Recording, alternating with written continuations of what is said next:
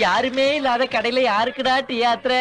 Welcome to Sasi official. இந்த வீடியோவில் Jailer 2 பற்றின ஒரு அப்டேட் சிவராஜ்குமார் வந்து கொடுத்துருக்காப்புல. அதுக்கப்புறமேட்டுக்கு ஜனநாயகன் படம் ஓடின இடத்துல வந்து தேட்டரை வந்து அடித்து நொறுக்கியிருக்காங்க. தேட்டரில் ஒரு சில பிரச்சனைகள் வந்திருக்கு. அதுக்கப்புறம் பார்த்தீங்கன்னா இப்போ ஜனநாயகன் படம் விஜய் சிஎம் ஆனதுக்கு அப்புறம் வந்தது இல்லையா, அதே போல் எம்ஜிஆர் சிஎம்மாக இருக்கும்போது ஒரு படம் வந்தது. இப்போ எம்ஜிஆர் வந்து அவங்க அமைச்சர்கள்ட்டையும் மக்கள்கிட்டையும் ஒரு சில விஷயங்கள் சொல்லியிருக்காரு. அதை பற்றி பார்க்க போகிறோம். வினோத் அவரை போட்டு இப்போ உருட்டி எடுத்துக்கிட்டு இருக்காங்க. அவர் ஒரு சில விஷயங்கள் பண்ணியிருக்காப்புல. இப்படி நிறைய விஷயங்கள் இந்த வீடியோவில் பேச போகிறோம். சினிமா செய்திகள் தெரிஞ்சுக்க நம்ம சேனலை சப்ஸ்கிரைப் பண்ணிட்டு வீடியோ லைக் பண்ணிருங்க. நம்மளுடைய சோஷியல் மீடியா பேஜ் எல்லாம் இப்போ வந்து நம்ம கிரியேட் பண்ணிட்டு இருக்கோம். ஃபேஸ்புக் வந்து கிரியேட் பண்ணியாச்சு. அடுத்தது வந்து இன்ஸ்டாகிராமும் வந்து இப்போ வந்து ரெடி பண்ணிட்டு இருக்கோம். நீங்க ஃபேஸ்புக்கில் நம்மளை கான்டாக்ட் பண்ணோம் அப்படின்னா அதோடைய லிங்க் வந்து டிஸ்கிரிப்ஷனில் இருக்கு. ஃபர்ஸ்ட் எடுத்த உடனே ஜனநாயகன் கிட்டத்தட்ட உலக நாடுகளில் 30க்கும் மேற்பட்ட நாடுகளில் இந்த படத்தை ரிலீஸ் பண்ணியிருக்காங்க. ஆனால் ரிலீஸ் பண்ணி என்ன பிரயோஜனம்னு கேட்டிங்கன்னா ஒரு பிரயோஜனமும் இல்லை.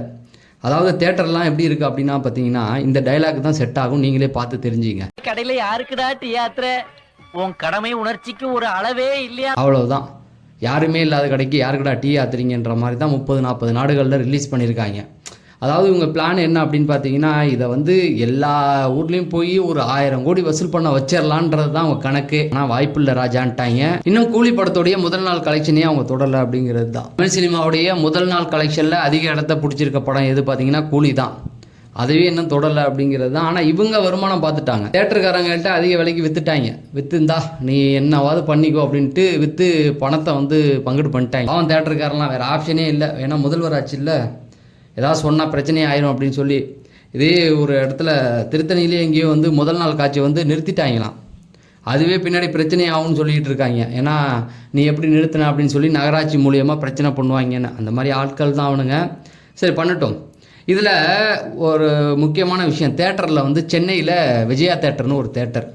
அங்கே என்ன பண்ணியிருக்காங்க அப்படின்னு பார்த்தீங்கன்னா ஸ்க்ரீன்லலாம் என்ன பண்ணியிருக்கானுங்க, தயிரை வாங்கிட்டு போய் அடித்து ஊற்றி ஸ்க்ரீனை காலி பண்ணியிருக்காங்க. இவங்களை என்ன சொல்லி திட்டுறதுனே தெரில. நீங்கள் நல்லா பாருங்களேன். இதே போல் கம்ப்ளைண்ட் வந்து இதுக்கு முன்னாடி வந்து லியோ படத்தப்போ வந்தது. தேட்டரில் உள்ள சேரைக்கெல்லாம் அடித்து நொறுக்கியிருப்பாங்க. அதாவது அவங்க என்ன சொல்கிறாங்க அப்படின்னா இதெல்லாம் செலவு பண்ணுறதுக்கு எங்களுக்கு வந்து ஒரு 2-3 லட்சத்துக்கு மேலே ஆகுங்கன்றாங்க. அதோட இவனுங்க வந்து வேறு எந்த நடிகருடைய ரசிகராக இதை பண்ணி நீங்கள் பார்த்துருக்கீங்களா? ரஜினி சாராக இருக்கட்டும், கமல் சாராக இருக்கட்டும், ஏன் அஜித், இவங்களுடைய ரசிகர்கள் யாராவது, சிவகார்த்திகேயன் யாராவது தேட்டரில் இந்த மாதிரி அட்டுழியம் பண்ணி பார்த்துருப்பீங்களா? அது என்னன்னு தெரியல. விஜய் சாருடைய ரசிகர் மட்டும் இதே வேலையை பார்க்குறாங்க. அவனுக்கு என்ன அடுத்தவங்ககிட்ட பொருளை காலி பண்ணுறதுல அவ்வளோ சந்தோஷம்னு தெரில. இவனுக்குலாம் என்ன நடக்கணும்னா இவனு ஒரு வீடு கட்டி போகும்போது அன்னைக்குன்னு பார்த்து அதை இடிஞ்சு விழுந்துடணும். அந்த மாதிரி பண்ணால் தான் இவனுக்குலாம் புத்தி வரும். இவனுங்க நல்லது பண்ணும்போது எல்லாமே கெட்டதாக நடக்கணும். ஏன்னா அந்த தேட்டருக்காரன் அவ்வளோ பாவம், அவன் கண்ணீர் விட்டு சொல்லியிருக்கான். என்னென்னா இந்த படமே வந்து லாஸ்ட் தான், அவனுக்கு வாங்கின காசை விட அதை எடுக்க முடியல, ஸ்க்ரீனையும் காலி பண்ணி விட்டானுங்களாம். இவனுங்கெல்லாம் வச்சு என்னங்க பண்ண முடியும்? மற்ற நடிகர்களுக்கும் ரசிகர்கள் இருக்காங்க, அதுதான் இங்கே தேவை. அஜித்துக்கும் ரசிகர் இருக்காங்க. என்னைக்காவது இப்படி பார்த்துருக்கீங்களா?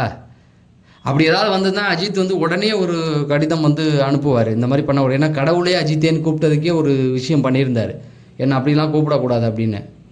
இந்த மாதிரி கொஞ்சம் ஓவராக போய் தான் மன்றத்தையே கலைச்சாப்புல. இவர் எங்கே ஏன் இந்த கடைசி படம்ன்றதுக்காக இவ்வளோ அட்டிலாம் பண்ணக்கூடாது. அதே போல் அவர் கேம்பெயினுக்கு வந்தால், விஜய் சார் கேம்பெயினுக்கு வந்தால் அங்கே உள்ள இடத்த போட்டு உடச்சி வைக்கிறாங்க. இவனுங்களை கண்ட்ரோல் பண்ணணுன்னா தன்னை தானே தான் கண்ட்ரோல் பண்ணிக்கணும். இதே மாதிரி ஒரு விஷயத்தை உடைக்கும் போது நீங்கள் யோசித்து பார்த்துக்கணும். இதை யாராவது பார்த்து விஜய் ரசிகருக்கும் வந்தால் யோசிச்சிங்க. நீங்கள் முதல்ல ஒரு ஹோட்டல் தொடங்குற அன்றைக்கி ஊரில் உள்ளவங்களாம் வந்து அந்த ஹோட்டலை உடச்சி வச்சானா, நீ முதல்ல வீடு கட்டி உள்ளே போகிற அன்னைக்குன்னு பார்த்து அந்த வீட்டுக்குள்ளே புந்து கலவரம் வந்து வீட்டை உடச்சி வச்சா உனக்கு எவ்வளோ வலி வரும்? அந்த மாதிரி தான் பண்ணிக்கிட்டு இருக்காங்க. இதை கண்டிக்கணும். நான் எல்லா ரசிகர்களும் சேர்ந்து தான் சொல்கிறேன். சரி, அதை விடுவோம். இதில் இன்னொரு முக்கியமான விஷயம், சட்டசபையில் விஜய் சார் ஒன்று பண்ணார்ல, அப்படி கையை அசைச்சு, அது இப்போ ரொம்ப வைரல் ஆகிட்டு இருக்கு. ஏன் அப்படின்னு பார்த்தீங்கன்னா தேட்டரில் வந்து ஃபஸ்ட்டு இதில் வந்து அவர் பேர் போடும்போது மாண்புமிகு தமிழக முதல்வர்னு போட்டு அதை போட்டு விட்றாங்க. அதாவது ஸ்டாலின் பண்ணதா அவர் பண்ணதா சொல்கிறாங்க. உண்மையாகவே அதை அவர் பண்ணலை. அதை பண்ணது யாருன்னு பார்த்தீங்கன்னா ரஜினி சார் தான்.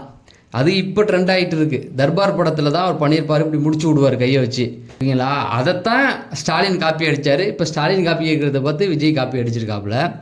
அதுதான் வைரல் பண்ணுறாங்க. உண்மையாகவே தளபதின்ற டைட்டில் ரஜினி சார்து தான். தளபதி படம் வந்த உடனே முக ஸ்டாலின் அந்த படத்தை வந்து தான் பேரில் வச்சுக்கிட்டாரு. விஜய் உடனே இளைய தளபதின்னு போட்டுக்கிட்டாப்புல. இப்போ அந்த தளபதியும் கூட ரஜினி டைட்டில் தான். ஆக இன்னும் ஸ்டாலினாக இருக்கட்டும், திமுக தலைவராக இருக்கட்டும், இந்த பக்கம் தாவேக தலைவராக இருக்கட்டும், யாராக வேணால் இருந்துட்டு போங்க. நீங்கள் அரசியல் பற்றி நாங்கள் எந்த நிலைப்பாடும் சொல்லலை. ஆனால் எங்கள் தலைவருடைய அந்த ஸ்டைலை தான் நீங்கள் இன்னமும் ஃபாலோ பண்ணுறீங்க அப்படிங்கிறத வந்து ரஜினி சாருடைய வெறித்தனமான ஃபேன்ஸ் எல்லாம் இப்போ கொண்டாடிக்கிட்டு இருக்காங்க. நீங்கள் வந்து சோஷியல் மீடியாவில் பார்த்தீங்கன்னா இதுதான் ட்ரெண்டிங். அது நல்ல விஷயம் தானே. ஏன்னா தர்பார் படத்துலேயே அது ரொம்ப ஃபேமஸாக இருந்தது அந்த டைமில். அதை இப்போ எடுத்து போட்டு கொண்டாடிக்கிட்டு இருக்காங்க. சரி, சந்தோஷம் அப்படிங்கிறது தான். இந்த டைட்டில் போட்டனால இன்னொரு ஒரு விஷயமும் சொல்கிறேன். என்ன அப்படின்னா, எம்ஜிஆர் சிஎம் ஆனதுக்கு அப்புறமேட்டுக்கு மதுரையை மீட்ட சுந்தரபாண்டியன் அவர் நடிச்சிருந்தாப்புல. நடிச்சுட்டு படம் ரிலீஸ்க்கு முடியும். ஏன்னா எமர்ஜென்சிக்கு அப்புறம் எலெக்ஷன் வந்தது. அப்போ அவர் நடித்து சிஎம் ஆகிட்டாப்புல. அந்த படம் ரிலீஸ் ஆகாமல் இருந்தது. அதுவும் அவர் வந்து எப்போ அந்த படத்தை முடிச்சு கொடுத்தாருன்னா சிஎம் ஆகிட்டாப்புல. பதவி ஏற்கிறதுக்கு ஒரு வாரத்துக்கு முன்னாடி வரைக்கும் நின்று நான் உட்காந்து மலையிலலாம் நனையின மாதிரி உட்காந்து நனைஞ்சி நடிச்சு கிடிச்சு முடிச்சு கொடுத்துட்டு வந்தாப்புல. அதே போல தான் விஜய் சாருக்கு ஜனநாயகன் படமும் ஏற்கனவே நடித்த படம் இப்போ வந்தது. ஆனால் எம்ஜிஆருக்கும் அவருக்கும் உள்ள ஒரு வித்தியாசமும் இப்போ வந்து பேசப்பட்டுக்கிட்டு இருக்கு. அப்போ எம்ஜிஆர்கிட்ட வந்து கேட்டாங்கன்னா, தமிழக முதலமைச்சர் எம்ஜி ராமச்சந்திரன் டைட்டில் கார்டு போட போகிறோம் அப்படின்னு சொன்னதுக்கு எம்ஜிஆர் மறுத்துட்டாராம். முதல்வர் பதவிக்குன்னு ஒரு மரியாதை இருக்குது, அதை தேட்டர் வரைக்கும்லாம் கொண்டு போகக்கூடாது அப்படின்னு சொல்லி, என் பேரை வழக்கமாக எப்படி போடுவீங்களோ அப்படியே போட்டுங்க, தமிழக முதல்வர்லாம் வேண்டாம் அப்படின்னு சொல்லிட்டு தன்னுடைய கட்சியில் உள்ள எம்எல்ஏக்கெல்லாம் ஒரு புத்திமதி சொல்லியிருந்தாலாம். யாரும் தேட்டருக்கெல்லாம் போய் படம் பார்க்கலாம் கூடாது, உங்களுக்கு பொறுப்பு இருக்குது, அது ரசிகர்கள் மக்கள்கள் பார்த்து கொண்டாடிக்கிட்டோம் அப்படின்னா. அந்த படம் வந்து பெரிய வசூல் அடையலைன்னு சொல்லியிருந்தாங்க. அதுக்கு காரணமே எம்ஜிஆர் தான். ஏன் அப்படின்னு பார்த்தீங்கன்னா, எம்ஜிஆரே சொல்லிட்டாராம், இந்த அமைச்சர்கள் கட்சி பொறுப்பில் இருக்கவங்க யாரும் போனீங்கன்னா நடவடிக்கை எடுப்பேன்னு சொல்லியிருந்தாராம். ஸோ நீங்கள் பார்த்து தெரிஞ்சிக்க வேண்டிய ஒரு ரகசியம். அதே விஷயந்தான் இங்கேயும் நடந்திருக்கு. அதாவது மாண்புமிகு தமிழக முதல்வர் தளபதியாம். அந்த பரவாயில்ல போட்டுங்க, எம்ஜிஆரோட கம்பேர் பண்ணிக்காதீங்க. எம்ஜிஆர்ன்ற ஒரு மனிதருடைய ஆளுமையை பாருங்கள். அவர் எப்படி சொல்லியிருக்காரு, தன்னுடைய அமைச்சர்கள்லாம் எவ்வளோ கட்டுக்கோப்பாக வச்சுருந்தார் பாருங்கள். போகக்கூடாது அப்படின்னு சொல்லி தடுத்தே நிறுத்தியிருந்தா, போனால் ஆக்ஷன் எடுப்பேன்னு. அந்த மாதிரி இவரும் சொல்லியிருக்கலாம்ல. சொல்லலை. அவர் சொல்லலைனாலும் போய் ஒன்றும் பிரோஜனம் இல்லைன்னு ஆயிடுச்சு. அந்தளவுக்கு தான் போயிடுச்சு. சரி, அது ஒரு பக்கம் இருக்கட்டும். கடைசியாக ஹெச்சி வினோத் வந்து என்ன நினச்சாருன்னு தெரில. அவருக்கு ஒரு பயங்கையும் வந்துடுச்சான்னு. ஏன்னா ஜனநாயகன் படத்தில் திமுகவை போட்டு புரட்டி எடுத்துட்டாப்புல. அது திமுகவுக்கு பாதிப்பை கொடுக்கும் இல்லையா, அவங்க எதாவது ரியாக்ஷன் பண்ணுவாங்க அப்படிங்கிற ஒரு பயத்திலேயே அவர் நிறைய உண்மைகளை போட்டு வளர்றாரு. ஏன்னா விஜய்லாம் ஜெயிப்பார் நான் சத்தியமாக எதிர்பார்க்கலன்ட்டாப்புல. அவர்கிட்ட ஒரு 1000 கோடி ரூபா சொத்து இருக்கும். அவர் ஒரு ஸ்டேஜ் மேலே ஏறி நான் கஷ்டப்படுறேன் அப்படின்னு ஒன்று பேசுவார். அவர் இன்ன வரைக்கும் பல பேர் அந்த கேள்வி கேட்குறாங்க. சரி, அதுக்குள்ள நம்ம போவேணாம் அப்படின்னு சொல்லிட்டு, இந்த 1000 கோடி இருக்கிறவன் வந்து நான் ஒரு 7ன்னு சொன்னால் நம்மளால் நம்ப முடியுமான்லாம் ஒரு கேள்வி கேட்டாப்புல அந்த இன்டர்வியூவில். அது என்னமோ அவர் விஜயை பார்த்து கேட்ட மாதிரியே இருக்குது. அதையும் ட்ரெண்ட் பண்ணி விட்றாங்க. அதுக்கப்புறமேட்டுக்கு இந்த பொய் சம்மந்தமான ஒரு விஷயத்தை வந்து எடுத்து சொன்னார். அது ஒருத்தர் எந்த அளவுக்கு பொய் சொல்லி மேலே வந்து எவ்வளோ நாள் எதிர்க்கலாம் அப்படிங்கிற மாதிரி அதுவும் சொல்லியிருந்தாப்புல. ஹெச் வினோத் அப்பப்போ உண்மையை பேசிடுறாரு அப்படிங்கிறது தான் எனக்கு பிடிச்சது. என்னன்னு வச்சிங்களா, ஒருத்தன் 1000 கோடி வச்சுட்டு நான் ஒரு 7ன்னு சொன்னால் நம்பக்கூடாதுன்னு சொன்னார்ல, அதெல்லாம் சூப்பராகவே இருந்தது. சரி, அந்த பஞ்சாயத்தெல்லாம் விட்டுடுவோம். கடைசியாக வந்து ஜெயிலர் 2 பற்றின ஒரு அப்டேட் வந்து சிவராஜ்குமார்கிட்ட கேட்டிருந்தாங்க. அவர்கிட்ட நிறைய விஷயங்கள் கேட்பாங்க. கேஷுவலாகவே அவர் வந்து பதில் சொல்லக்கூடியவர் தான். பெரிய நடிகர், பெரிய வீட்டு பிள்ளை, அந்த பந்தாலாம் அவருக்கு இருக்காது. அவர்கிட்ட என்ன கேள்வி கேட்டாங்கன்னா, நீங்கள் வந்து ரஜினி சார் கூட இங்கே வந்து நடிக்கிறீங்களா, நீங்கள் ரஜினி சார் அங்கே கூப்பிட்டீங்கன்னா அவர் நடிப்பாரா அப்படின்னு சொல்லி ஒரு சில கேள்விகள் ரொம்ப இது பண்ணுற மாதிரி கேட்டிருந்தாங்க.